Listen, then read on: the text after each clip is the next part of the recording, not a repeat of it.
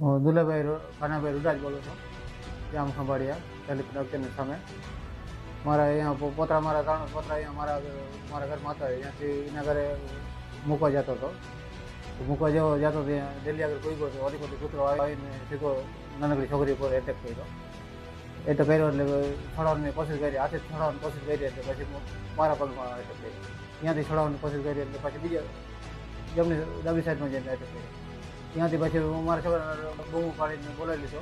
એ આવ્યો, પછી 2 જણા થઈ અને પછી એને છૂટો કર્યો અને છૂટો કરી છેટો ફેંકી દીધો. પછી છોકરાને લઈને અમે અંદર આવ્યા ઘરમાં અને પછી તાત્કાલિક રિક્ષા લઈને સરકારી હોસ્પિટલમાં ગયા.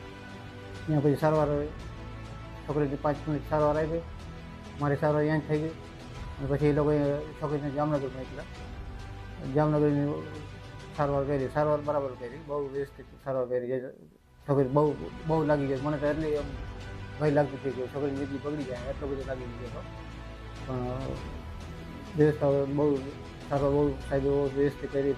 1 લાખ ટાંકા લીધા, 9 ટાંકા લીધા અને પાછા અહીંયા સવારે 4 વાગે પાછા